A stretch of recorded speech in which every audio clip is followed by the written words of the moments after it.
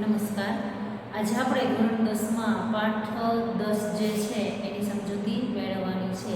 તો આપણે દરેક પાઠમાં જેવી રીતે સમજૂતી મેળવીએ છીએ એ સમજૂતી મેળવતા પહેલાં જે આપણે શબ્દો જે છે એની માહિતી મેળવીએ છીએ. તો સર્વપ્રથમ આપણે આ પાઠ જે છે એની આવતા શબ્દો જે છે એના વિશે માહિતી મેળવીએ. તો સર્વપ્રથમ આપણે જોઈએ કે 10મો પાઠ જે છે એ પાઠનું નામ છે ડાંગરનું અને પાઠ જે છે એમાં વાક્ય જે છે જે શીર્ષક જે છે એ અધૂરું મૂકવામાં આવ્યું છે. એટલે કે લેખક જે છે એ ડાંગનો અને આહવાના પ્રવાસ માટે જાય છે એની વાત જે છે એ સમગ્ર પાઠ દ્વારા કરવામાં આવેલી છે.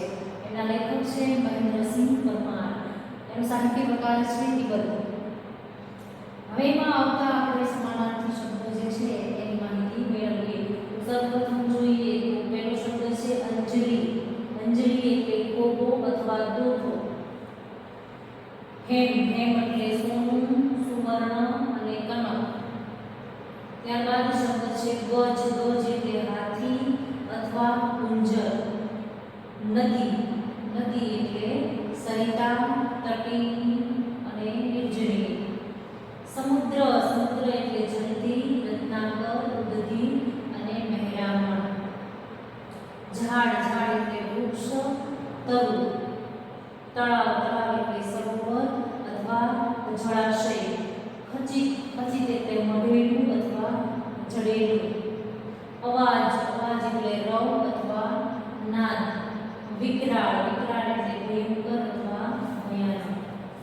હાથ એટલે હસ્ત, કર, પાણી અને ભૂજા. મરણ એટલે મૃત્યુ, નિધન અથવા અવસાન. આપણા સમાનાર્થી શબ્દ. આ સિવાયના શબ્દો જે છે એ જેમ આપણે પાઠમાં ચલાવતા જશું ને આવતા જશે એમને સમજૂતી આપતી જાય છે. ત્યારબાદ છે વિદ્યાર્થી શબ્દ. તો વિદ્યાર્થી શબ્દમાં પહેલો શબ્દ છે પ્રત્યક્ષ. તો વિદ્યાર્થીનો શબ્દ થાય પરોક્ષ અથવા અપ્રત્યક્ષ પણ થાય. અસમર્થ તો સમર્થ. નજીક તો દૂર. જીવન તો મરણ. પ્રિય વિરુદ્ધાર્થી અપ્રિય. ભરતી વિરુદ્ધાર્થી ઓટ. પહેલા વિરુદ્ધાર્થી છેલ્લા. ઉપર વિરુદ્ધાર્થી નીચે. તો આ હતા આપણા વિરુદ્ધાર્થી શબ્દ. હવે આપણે જોઈએ તળપદા શબ્દો. તો એમાં છે નોખા. નોખા એટલે જુદા અથવા અલગ. સ્મૃત તો સ્મૃતિ અથવા યાદ. ભરૂચી તો ભરૂચો અને હાવ એટલે ઘણું. હવે આપણે જોઈએ શબ્દ સમૂહ માટે એક શબ્દ. એમાં આપેલું છે આકાશ અને પૃથ્વી. મળતી દેખાય એટલે કાલ્પનિક રેખા.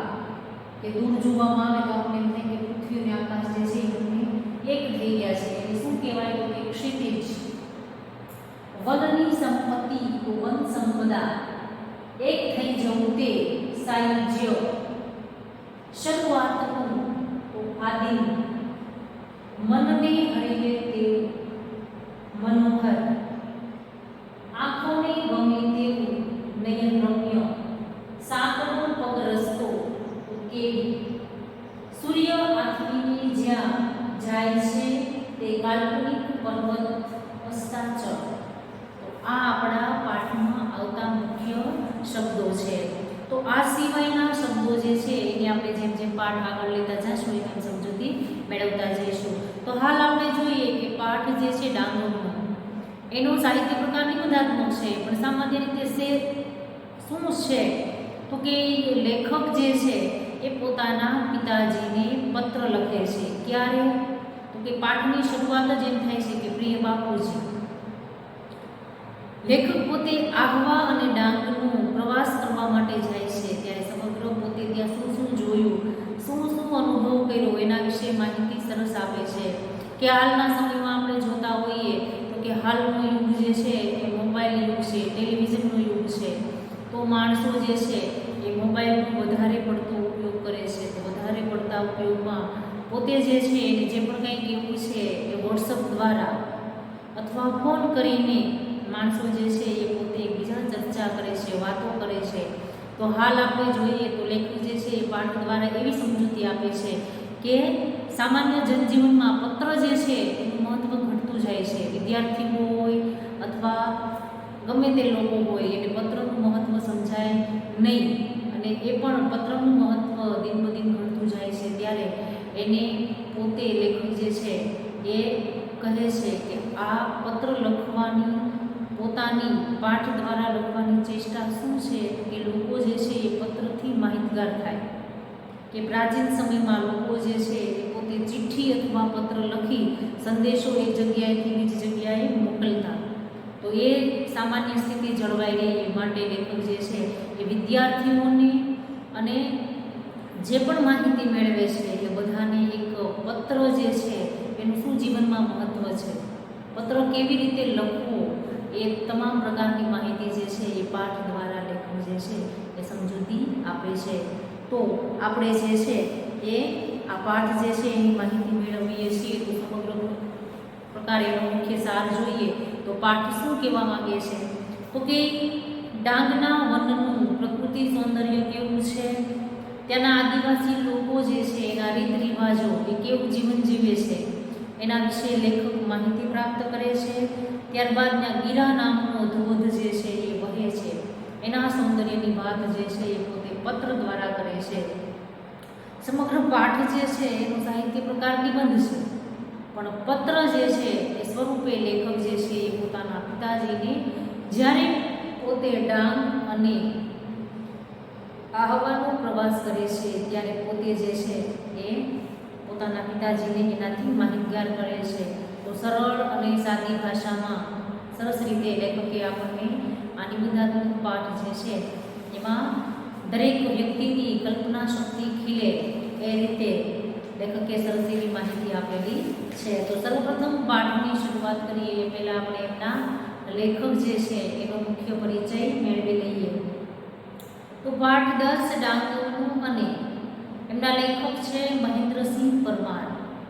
એમનો જન્મ 2/10/1967ના રોજ થયેલ છે. મહેન્દ્રસિંહ તખ્તસિંહ પરમારનું વતન સુરેન્દ્રનગર જિલ્લાનું કુકણા ગામ છે. એટલે કે મહેન્દ્રસિંહ તખ્તસિંહ પરમાર જે છે એ પૂરું નામ છે અને એનો જન્મ જે છે એનું વતન જે છે એ સુરેન્દ્રનગર જિલ્લાનું કુકણા ગામ છે એનું વતન છે. તેઓ ભાવનગર યુનિવર્સિટીના ભાષા ભવનમાં અધ્યક્ષ તરીકે કામગીરી કરે છે. હાલ પોતે ભાવનગર યુનિવર્સિટી જે છે એના ભાષા ભવનમાં પોતે એક અધ્યક્ષ તરીકે કામગીરી કરે છે. તેઓ સરસ એવા વાર્તાકાર, વિવેચક અને દિગ્દર્શક તરીકે જાણીતા છે. તેમનું ગદ્ય આગવી હાથ પાડે છે. તેમના પ્રથમ નામના વિવેચન સંગ્રહ પોલિટેકનિક નામે વાર્તા સંગ્રહ અને રખડુનો કાગળ નામે નિબંધ સંગ્રહ પ્રગટ થયા છે. એટલે કે પોતે જે છે એને વિવેચનમાં વાર્તા સંગ્રહ અને નિબંધ સંગ્રહ જે છે એની ખૂબ સારી રીતે રચના કરેલી છે અને ખૂબ પ્રખ્યાત પણ છે. તો આ હતા આપણા લેખક જે છે એનો મુખ્ય સામાન્ય એવો પરિચય. હવે આ પાઠ જે છે એ લેખકનો રખડુનો કાગળ જે છે એ નિબંધ સંગ્રહમાંથી લેવામાં આવેલો છે. એક માર્કમાં તમને પ્રશ્ન પૂછે કે ડાંગરનો અને પાઠ જે છે એ શામાંથી લેવામાં આવેલો છે તો આપણે એનો જવાબ લખી શકીએ કે આ ડાંગરનો અને પાઠ જે છે એ રખડુનો કાગળમાંથી લેવામાં આવેલો છે. આ નિબંધ રખડુનો કાગળમાંથી લેવામાં આવ્યો છે. પોતે કરેલા નર્મદા કિનારા અને ડાંગના પ્રવાસોના જંગલોના પ્રવાસના સંસ્મરણોને લેખક પત્રરૂપે પોતાના બાપુજીને લખે છે. એટલે કે જ્યારે લેખક પોતે નર્મદા કિનારે જઈ ત્યાંના પ્રકૃતિ જે છે એનો અનુભવ કરી એના બાદ પોતે ડાંગના પ્રવાસોમાં પ્રવાસ માટે જાય છે ત્યારે પોતે જે સંસ્મરણો જે છે જે યાદ જે છે એ પોતે પત્ર સ્વરૂપે પોતાના પિતાજીને લખે છે. જેમાં લેખકનો રખડું સ્વભાવ, સંવેદનશીલ હૃદય અને સૌંદર્ય દ્રષ્ટિ અનુભવાય છે. રખડવું શબ્દ કોના માટે વપરાય તો કે કારણ વગર કોઈ પણ જાતનું કામ ન હોય અને માણસ આટા મારતો હોય. આપણે ઘણીવાર શબ્દ બીજા માટે વાપરતા હોય કે શું રખડે છે. રખડવું શબ્દ એના માટે જ વપરાય કે કામ વગર જે આટા મારે છે, જેમની પાસે કંઈ કામ નથી, જેટલું કોઈ ધ્યેય નથી ને એમને આટા મારે છે એના માટે રખડવું એવો શબ્દ વપરાય. તો લેખકનો સ્વભાવ જે છે એ રખડવાનો સ્વભાવ હતો. પણ કયા દ્રષ્ટિએ? તો કે વિવિધ રખડવા માટે જતા પણ ત્યાંથી પણ કંઈક ને કંઈક માહિતી જે છે એ પોતે મેળવીને લઈ આવતા. સંવેદનશીલ હૃદય અને સૌંદર્ય દ્રષ્ટિ જે છે એ એની અનુભવાય છે. અહીં લેખકનો નર્મદા સાથેનો સૂક્ષ્મ નાતો છે. તો સાથે ગુજરાતના એક રળિયામણા પ્રદેશ ડાંગના પ્રાકૃતિક સૌંદર્યની, ત્યાંના લોકોની વિશેષતાઓ પણ આ નિબંધમાં અત્યંત લાભોથી વર્ણવાય છે. કે સમગ્ર પ્રવાસ નિબંધ દરમિયાન લેખક જે છે એનો ગુજરાત એક રળિયામણા પ્રદેશ તરીકે એમાં પણ ડાંગનું પ્રાકૃતિક સૌંદર્યની રચના કરી અને લેખક જે છે એને ત્યાંના રહેલા લોકો જે છે એની વિશેષતાઓ શું છે એ ખૂબ સરસ રીતે અને ઝીણવટપૂર્વક વર્ણવી છે. અને લેખક જે છે એનો સૂક્ષ્મતાથી એટલે કે એકદમ ઝીણી રીતે ખૂબ જૂનો એવો સંબંધ નર્મદા સાથે રહેલો છે. એ સાથે લેખકનું સંવેદન પણ ઘૂંટાતું જાય છે. આખી વાત કરવા માટે પત્ર શૈલી પસંદ કરીને લેખકે પોતાની અને ભાવકની વચ્ચે અંગત સેતુ રચ્યું છે. કે છે તો નિબંધ પણ લેખક જે પણ કંઈ કહે છે એ પોતે પત્ર સ્વરૂપે લખી અને સામેવાળી વ્યક્તિ જે છે એમની સાથે કોઈને કોઈ સંબંધ બાંધી અને આ સંબંધ જે છે એની વચ્ચે એક પ્રકારનો અંગત સેતુ બંધાય એ માટે લેખક જે છે એ પત્ર શૈલી જે છે એ પસંદ કરે છે. નિબંધનું ગદ્ય પ્રવાહી છતાં ઊંડાણવાળું છે. ગુજરાતી ગદ્યની એક જૂની તરહ એમાં છે કે સૂક્ષ્મતાથી સરસ એમાં પાઠનું આલેખન લેખકે કરેલું છે.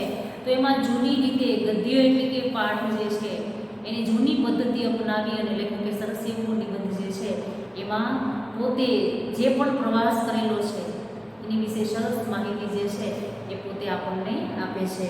તો પાઠ જે છે એની શરૂઆતમાં લેખક જે છે એ પત્ર શૈલી કે સમગ્ર પાઠ દ્વારા પત્ર શૈલીનો ઉપયોગ કરે છે. તો સર્વપ્રથમ પોતે લખે છે કે પ્રિય બાપુજી, અગાઉ અંકલેશ્વર અને આહવા ગયો ત્યારનો તમને પત્ર લખવા ધારતો હતો એટલે ઈચ્છતો હતો. કે લેખક પોતાના પિતાજીને કહે છે કે જ્યારે હું અગાઉ અંકલેશ્વરે પ્રવાસ માટે ગયો અને આહવાના પ્રવાસે ગયો ત્યારે હું એવું ઈચ્છતો હતો કે હું તમને પત્ર લખી અને જણાવું કે મેં ત્યાં શું જોયું, મેં શું માહિતી પ્રાપ્ત કરી. પણ કદાચ કોઈ કારણસર લેખક જે છે એ નહીં પત્ર લખી શક્યા હોય. એ પછી ફરી એકવાર જઈ આવ્યો. એકવાર તો જઈ આવ્યા, ત્યાર પછી બીજી વારમાં પોતે પ્રવાસ જે છે એ કરી આવ્યા. લખ્યા વગર ન જ ચાલે એવું થઈ ગયું. તો બીજી વાર જ્યારે ગયા ત્યારે લેખક એમ કહે છે કે હવે તો મને એમ થયું કે મારે મારા પિતાજીને પત્ર લખવો જ પડે. એ અનુભવોને પુનઃ સ્મૃત કરવાનો પ્રયત્ન કરું છું. જ્યારે પહેલી વાર ગયો અને ત્યાર પછી ગયો ત્યારે મને જે પણ અનુભવ થયા એને પુનઃ એટલે કે ફરીવાર સ્મૃત એટલે યાદ કરવાનો હું પ્રયત્ન કરું છું. કે જેમ જેમ મેં પ્રવાસ કર્યો મેં ત્યાં શું અનુભવ્યું, શું જોયું, ત્યાંનું સૌંદર્ય કેવું હતું, પ્રકૃતિ કેવી હતી, પ્રકૃતિનું સૌંદર્ય કેવું હતું, એ દરેક માહિતી હું તમને લખી અને એનાથી માહિતગાર કરવા માગું છું.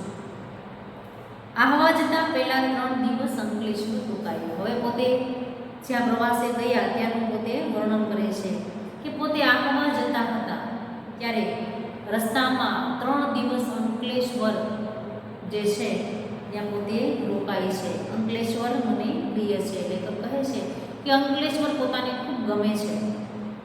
મિત્રો મજાકમાં એને ગંદકેશ્વર કહે છે. આ પ્રશ્ન જે છે 1 માસમાં તમારે પૂછાય છે કે લેખકના મિત્રો અંકલેશ્વરને મજાકમાં શું કહેતા? તો એને ગંદકેશ્વર એવો શબ્દ વાપરતા. કેમ કે ઘણા બધા કારખાનાઓ છે, દવાની ફેક્ટરીઓ છે કે જેના લીધે ત્યાંનું પાણીથી લઈ તમામ આખું શહેર જે છે એ વધારે પડતી ગંદકીથી ભરેલું છે. એટલે લેખકના મિત્રો જે છે એ અંકલેશ્વરને ગંદકેશ્વર એવા નામથી ઉપયોગ કરતા.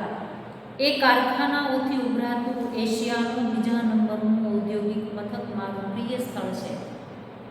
સમગ્ર એશિયામાં આ અંકલેશ્વર જે છે એ કારખાનાઓમાં બીજા નંબરનું સ્થાન ધરાવે છે.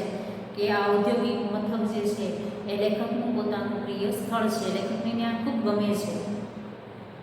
અહો વૈચિત્ર્યમ એટલે કે શું એની વિશેષતા છે એમ કે લેખકને આશ્ચર્ય થાય છે કે અહો વૈચિત્ર્યમ કે પોતાને એમ થાય છે કે શું એમની સુંદરતા છે, શું એમની વિશેષતા છે, શું એમની વિચિત્રતા છે.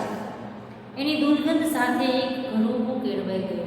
ઘરોબો કેળવાવો એટલે ઘર જેવું નાતો થઈ જવું કે ત્યાં એટલી બધી એવી દુર્ગંધ આવે છે, કેમિકલની એટલી બધી ગંધ આવે છે કે એની સાથે જે આપણે ઘર સાથે જેવી રીતના ઘરના માણસો સાથે એક પ્રકારનો સંબંધ બંધાઈ જાય એવી રીતનો સંબંધ જે છે એ ત્યાંની દુર્ગંધ સાથે જાણે કે કેળવાઈ ગયેલો છે. પણ સાચું કહું તો અહીંના ભરૂચી નાકાથી બોરભાઠા થઈને આગળ જતા આવતી ભેખડ નદી નર્મદાને કારણે અંકલેશ્વર મારી પ્રિય જગ્યા છે. કે અહીં એટલે કે અંકલેશ્વર છે ત્યાંના ભરૂચી નાકાથી એટલે કે નાકું એટલે જ્યાં ઘણા રસ્તા મળતા હોય, આપણે કેવી 4 રસ્તા મળે, 6 રસ્તા મળે, 8 રસ્તા મળે, એને નાકું કહેવાય. તો આ નાકું જે છે નાકાથી બોરભાઠા એટલે કે ભરૂચી નાકાથી નાકું એટલે કે જ્યાં ઘણા બધા રસ્તા મળતા હોય ત્યાંથી તે બોરભાઠા થઈને આગળ જતા ભેખડ નદી ભેખડવતી નર્મદાને કારણે અંકલેશ્વર ખૂબ પ્રિય છે. એ ઘણા બધા ભેખડોથી આ નદી જે છે એની સુંદરતા જે છે અત્યંત પ્રિય છે. ભેખડ કોને કહેવાય તો કે જ્યાં નદી હોય એની મોટી મોટી શિલાઓ હોય, ભેખડો હોય, એની વચ્ચેથી થઈ અને આ નદી પાણી જે છે એ જતી હોય. તો આ લેખકની ખૂબ પ્રિય જગ્યા છે એટલે કે ગમતી જગ્યા છે. અહીં ઊંચાસને બેસીને કેટલીક વાર સૂર્યાસ્ત જોવાની મજા લૂંટી છે. એટલે કે અહીં ઊંચાસન એટલે કે આ ભેખડ જે છે એની ઉપર કદાચ બેસી જ્યાં નદી વહે છે એના ઊંચા સ્થાને બેસી અને લેખકે કેટલી વાર સૂર્યાસ્ત, સૂર્ય વત્તા અસ્ત, સૂર્યનું આથમવું એવા સમયે જઈ અને આ સૂર્યાસ્તના સમયે લેખક ત્યાં જાય છે અને સૂર્ય જે આથમે છે એ જોવાની લેખકને ખૂબ મજા છે. મજા લૂંટવી એટલે આનંદ માણવો. અસ્તાચળે પહોંચેલા સૂર્ય મહારાજ ક્ષિતિજ જળવતી નર્મદાની સપાટી પર છેક અમારા સુધી લાલ કાર્પેટ બિછાવી આપે. અસ્તાચળ એટલે કે સૂર્ય જેની પાછળ હોય તે કાલ્પનિક જગ્યા કે સૂર્ય જે છે આપણે જોતા હોય તો જે પર્વતમાળા રહેલી છે એની પાછળ સૂર્ય જે છે એ આથમી રહ્યો છે એને અસ્તાચળ કહેવાય. આપણે શબ્દસ્વરૂપમાં કીધું કે આકાશ અને પૃથ્વી મળતી દેખાય તે કાલ્પનિક રેખા જેવી ક્ષિતિજ. પણ અસ્તાચળ જે છે તો કે સૂર્ય આથમીને જ્યાં જાય છે તે કાલ્પનિક પર્વત એટલે કે અસ્તાચળ. દિવસ જ્યારે આથમે છે એટલે પર્વતોની વચ્ચે આ સૂર્ય ડૂબે છે એને અસ્તાચળ એવો શબ્દ વપરાય. ત્યારે સૂર્ય મહારાજ જો મા પછી ઉપર ઇન્વાઇટેડ કોમા કર્યો છે અને રાજો મહારાજ એટલે મહારાજ. સૂર્ય મહારાજ જે છે એક ક્ષિતિજ એટલે કે પૃથ્વી અને જમીન જે છે એ બેયની જ્યાં દૂર સુધી જોતા હોય કે બંને એક થઈ જાય એટલે ને કે મળતી દેખાય કે કાલ્પનિક દેખાય. પૃથ્વી અને આકાશ જે છે એ મળતી દેખાય એવી એક કાલ્પનિક જગ્યા છે એને ક્ષિતિજ કહેવાય. તો આ અસ્તાચળ એટલે કે પર્વતોની પાછળ સૂર્ય ડૂબે છે તે ક્યાં તો કે ક્ષિતિજમાં. જળવતી એટલે કે જળથી સભર પાણીથી ભરેલું નર્મદાની સપાટી છેક અમારા સુધી લાલ કાર્પેટ બિછાવી આપે. એટલે કે જ્યાં સૂર્ય લેખક જે છે એની સામે એકદમ નદી હોય, નર્મદા નદી, એની સામે ઘણા બધા પર્વતો હોય.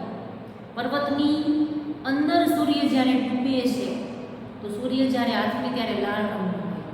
તો એ લાલ રંગમાં જ્યારે ક્ષિતિજમાં આ સૂર્ય ધીમે ધીમે ડૂબી રહ્યો છે એનો જે લાલ પ્રકાશ જે છે એ સમગ્ર ત્યાંથી લઈ અને છેક લેખક બેઠા છે ત્યાં સુધી નદી જે છે એમાં પ્રકાશ પડતા સમગ્ર નદી એટલી બધી પ્રકાશથી લાલ બને છે કે જાણે એવું લાગે કે કોઈ લાલ કાર્પેટ જે છે એ બિછાવેલું હોય. બિછાવવું એટલે પાથરવું. આ રાજમાર્ગે ટપટપ કરતા દોડીને એમને મળવા જઈએ ત્યાં તો ગાયબ થઈ જાય. આ રાજમાર્ગ કે સૂર્ય મહારાજ આથમે છે એ માર્ગ જે છે એ રાજમાર્ગ કહેલો છે. તો ત્યાં રાજમાર્ગે ટપટપ કરતા દોડીને એટલે કે લેખક એમ કહે છે કે જ્યાં જઈ અને અમે જોવા માંગતા હોઈએ કે આ વાતાવરણ જે છે એ નજીકથી કેવું લાગે છે. તો એકદમ પોતે પાસે જાય છે ત્યારે જોતા જ લેખક એમ કહે છે કે જાણે કે આ સૂર્ય મહારાજ જે છે એ ગાયબ થઈ જાય છે, એટલે કે સમગ્ર વાતાવરણ જે છે એમાં સૂર્યનો પ્રકાશ જે છે એ ધીમે ધીમે ઓછો થતો જાય છે. નર્મદાએ મને હર હંમેશ જાગૃત કર્યો છે. જાગૃત કરવું એટલે જાગૃત કરવું, કે નર્મદા નદી સાથે લેખકનું જૂનું નાતું છે અને એમ કહે છે કે નર્મદા નદીએ મને હર હંમેશા પોતે જાગૃત કર્યો છે, જાગૃત કર્યો છે. કોઈ પણ રૂપમાં એ નદી મને તાણી જાય છે, કે આ નદી નર્મદા નદી જે છે એ કોઈ પણ સ્વરૂપે પોતાની પાસે તાણી જવું એટલે નજીક લઈ જવું. કંઈક ને કંઈક લેખકનો ભેટો જે છે એ નર્મદા નદી સાથે થાય જ છે અને કોઈને કોઈ રીતે નદીને એને મળવાનું થાય જ છે. એટલે લેખક એમ કહે છે, એને શરૂઆતમાં જ એવું કીધું કે મારે નર્મદા નદી સાથે જૂનો એવું નાતો છે. આમ જમણી તરફ સામા પ્રવાહે, સામો પ્રવાહ એટલે કોને કહેવાય તો કે જો કે સામો પ્રવાહ તો કહેવાનો માણસ જે છે એની જે દિશામાંથી પાણી આવતું હોય એની સામે બાજુ જાય એટલે પાણી જે છે એને ધક્કો મારે એટલે સામો પ્રવાહ કહેવાય. માણસ જે છે કેમ કે નદીનું વહેણ જે બાજુ આવતું હોય એની સામે પોતે નદીનું પાણી આવે છે એની સામે જાય એટલે સામો પ્રવાહ કહેવાય. તો કે સામો પ્રવાહ તો માત્ર કહેવાનો, ભરતીની અસર હોય તો છેક સુધી તમે શંકિત રહો કે શું નદીને વહેણ બદલ્યું. એટલે કે નદી જે છે એનો પ્રવાહ વધતો જાય, પાણી જે છે એનો એટલું બધું વધતું જાય એટલે કે જાણે ભરતી આવેલી હોય એવું દેખાય. એટલે કે ભરતીની અસર હોય તો છેક સુધી તમે શંકામાં જ રહો કે નદીએ શું વહેણ બદલ્યું. વહેણ બદલવું એટલે નદીએ પોતાની વહેવાની દિશા બદલી. ધીમે ધીમે નર્મદા નદીમાં એટલું બધું પાણી જે છે એ વહે છે કે જેનાથી નદીએ જાણે પોતાનો પ્રવાહ બદલ્યો હોય, પોતાનું વહેણ બદલ્યું હોય એવું લેખક કહે છે કે લાગે છે. જાઓ તો કબીરવડ, નારેશ્વર, જબલપુર અને અમરકંટક સુધીના તમામ પ્રદેશો ફરી વળો. કે લેખક એમ કહે છે કે પોતે જ્યારે જ્યારે પ્રવાસે જાય છે, સમય હોય અને સાથે સારા એવા મિત્રો હોય તો હું કબીરવડ, નારેશ્વર, જબલપુર અને અમરકંટક સુધીના બધા જ સ્થળો જે છે એની મુલાકાત, તમામ પ્રકારના પ્રદેશો જે છે ત્યાં પોતે સારી રીતે ફરે છે.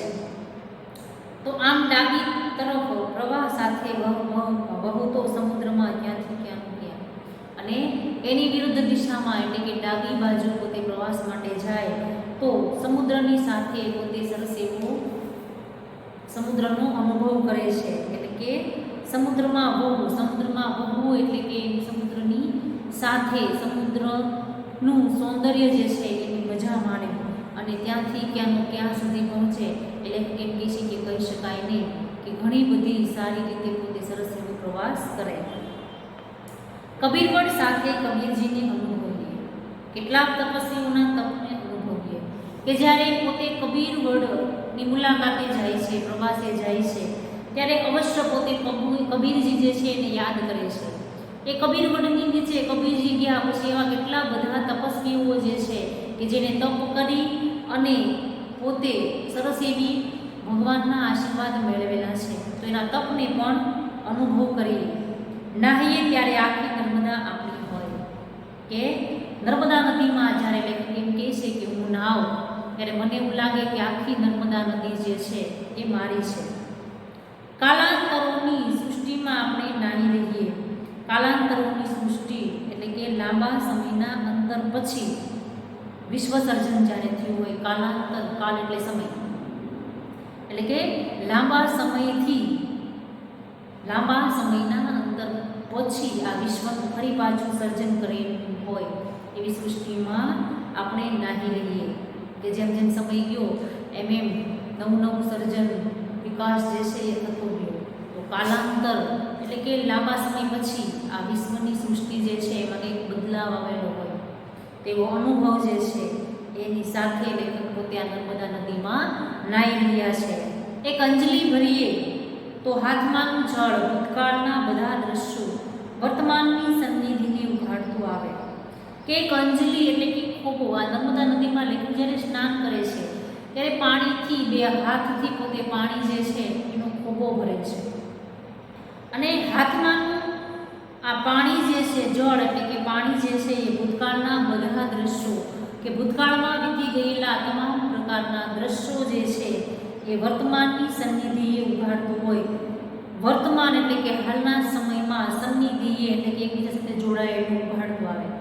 જ્યારે પહેલી વાર પોતે નર્મદામાં ગયા હોય, હાથમાં કોપો ભરી અને પોતે પાણી લીધું હોય ને હાથમાંથી કેવી રીતે લીધું હોય એ ફરી પાછા જ્યારે જાય છે ત્યારે પોતે નર્મદા નદીનું પાણી હાથમાં લે છે, કોપો ભરે છે, ત્યારે એને એ જે પહેલાંના દિવસો જે છે, પહેલાં જે પણ ત્યારે પ્રવાસ કર્યો આવી રીતે નર્મદા નદીનું પાણી લીધું એ પ્રસંગો જે છે એ ફરી પાછા સન્નિધિ એટલે પોતાની નજીક પોતાની પાસે આવે છે. પોતાને આ બધું યાદ આવે છે કે એક સમય હતો, આ જ સમય હતો કે મેં આવી રીતના ખોબામાં પાણી લીધેલું હતું. ભૂખ તરસ બધું ભૂલી જવાય કે નર્મદા નદીનું સૌંદર્ય એટલું બધું સરસ છે, લેખકને એટલું બધું ગમે છે કે પોતે એમ કહે છે કે પોતાની તમામ પ્રકારનું બધું જે પોતે ક્યાં છે, શું છે, એ બધું જે છે એ કે ભૂખ અને તરસ જે છે એ પણ પોતે ભૂલી જાય છે.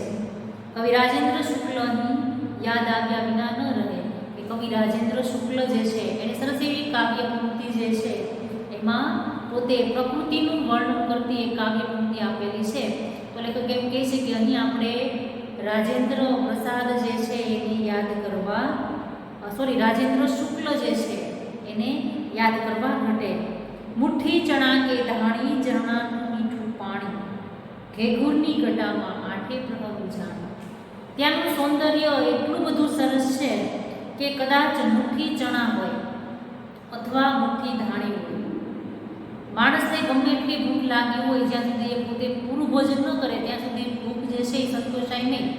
પણ અહીં નર્મદા નદીનું સૌંદર્ય લેખક કહે છે કે એટલું બધું રળિયામણું છે કે કદાચ માણસ પાસે એક મુઠ્ઠી ચણા હોય અથવા એક મુઠ્ઠી ધાણી હોય, એ ખાય અને પછી આ ઝરણાનું પાણી પીવે તો પોતે જે છે એની ભૂખ જે છે એ આપોઆપ સંતોષાય છે. એણે કેટલું બધું ખાધું છે એનો અનુભવ થાય. અને ઘેઘૂરની ઘટામાં, ઘેઘૂર એટલે કે ગાઢ, ઘટામાં એટલે કે વૃક્ષોની આ છાયામાં આઠે પ્રહર ઉજાણી એટલે કે ઉજાણી એટલે કે વન ભોજન કરવું. કે ઘેઘૂર ઘટામાં એટલે કે નદીની આ ઘેઘૂર ઘટા જે છે એમાં માત્ર એક મુઠ્ઠી ચણા અથવા ધાણી હોય તો ઉજાણી એટલે કે વન ભોજન કરેલું હોય એટલો બધો આનંદ મળે. એટલે કે નર્મદા નદીનું સૌંદર્ય એટલે કે અગાઉ જ કીધું કે એટલું સરસ છે કે ભૂખ અને તરસ તો ન જ લાગે, છતાં પોતે એમ કહે છે કે કદાચ આપણી પાસે એક મુઠ્ઠી ચણા કે ધાણી હોય તો તમામ પ્રકારની ભૂખ જે છે એ સંતોષા જાય, જાણે કે વનભોજન કરેલું હોય એવું લાગે. આ હતી નર્મદા નદીની વાત. હવે આપણે લેખક જે છે એ પોતે આહવાની વાત કરે છે કે લ્યો હવે આહવાની વાત કરો. પહેલી વાર આહવા ગયું ત્યારે ઘાયલ જ થઈ ગયું. કે પહેલી વાર પોતે આહવાના પ્રવાસે જાય છે ત્યારે ઘાયલ થઈ જવું એટલે કે દ્રશ્ય જોતા જ પોતે સાનમાન ભૂલી ગયા. કે એટલું સરસ રળિયામણું પ્રકૃતિનું સૌંદર્ય હતું કે લેખક જોતા જ રહી ગયા. વન સંપદાનું આટલું આદિમ અને મનોહર સુંદર રૂપ કે વન સંપદા કોને કહેવાય? મેં લખેલું છે કે વનની સંપત્તિ એટલે કે વન સંપદા. વનની સંપત્તિ શું હતું કે વૃક્ષો હોય, અવનવા પક્ષીઓ પ્રાણીઓથી ભરેલું વન સંપત્તિ કહેવાય કે જેને વન સંપદામાં આટલું આદિમ, આદિમ એટલે પ્રારંભ, શરૂઆતનું, અને મનોહર એટલે કે સુંદર રૂપ. કે વન સંપત્તિનું રૂપ એટલું બધું સુંદર હતું, શરૂઆતથી લઈ અને જ્યાં સુધી પૂરું થયું ત્યાં સુધી, પ્રારંભથી લઈ અને અંત સુધી આ મનોહર એટલે કે સુંદર રૂપ જે છે એ લેખકે જોયું. લગભગ બધું જ વિસરાઈ ગયું. વિસરાઈ જવું એટલે ભૂલી જવું. આ સૌંદર્ય એટલું બધું સારું હતું, એટલું બધું ગમતું હતું કે બધું જ લેખક જે છે એ પોતે ભૂલી ગયા. આહવામાં મિત્રવર્ય જગદીશભાઈનું ઘર એકદમ સનસેટ પોઈન્ટની બાજુમાં જ છે. કે હવે લેખક પોતાના મિત્રના ઘરે જાય છે. આહવામાં મિત્રવર્ય એટલે કે મિત્રની ઉંમરના જગદીશભાઈનું ઘર જે છે એ એકદમ સનસેટ પોઈન્ટની બાજુમાં છે. સનસેટ પોઈન્ટ એટલે કે આપણે ઘણીવાર સાંભળતા હોઈએ કે હાથમાં જ્યાં સૂર્યાસ્ત છે એને આપણે હાથમાં લઈ અને જો એને એનું દ્રશ્ય જે છે ફોટોગ્રાફી કરવામાં આવે તો એવું લાગે કે હાથમાં સૂર્ય છે, સૂર્ય આથમતો હોય એવું દ્રશ્ય જે છે એ સનસેટ પોઈન્ટની બાજુમાં જ આ જગદીશનું એન્કર છે, એટલે કે સૂર્યને એકદમ નજીકથી નિહાળી શકાય, જેને સનસેટ પોઈન્ટ કહેવાય. સનસેટ પોઈન્ટની ઊંચાઈએથી નીચેની આખી રંગભૂમિ જોવા સરખી, એટલે કે એટલી ઊંચાણવાળી જગ્યાએ એમના મિત્રનું ઘર હતું. એમ કહે છે કે સનસેટ પોઈન્ટ જે છે એની ઊંચાઈએથી નીચેની ધરતી જોવામાં આવે તો ત્યાં કેટલા બધા ઘરો હોય, માનવ વસ્તી હોય, તો એ રંગભૂમિ જે છે એને જોવાની ખૂબ મજા આવે એવું લેખક પોતે કહે છે. તો અહીંયા સુધી આપણે આ પાઠની સમજૂતી મેળવીએ છીએ. તો હવે પછીના નેક્સ્ટ લેક્ચરમાં આપણે બીજો ભાગ જે છે એની માહિતી મેળવીશું.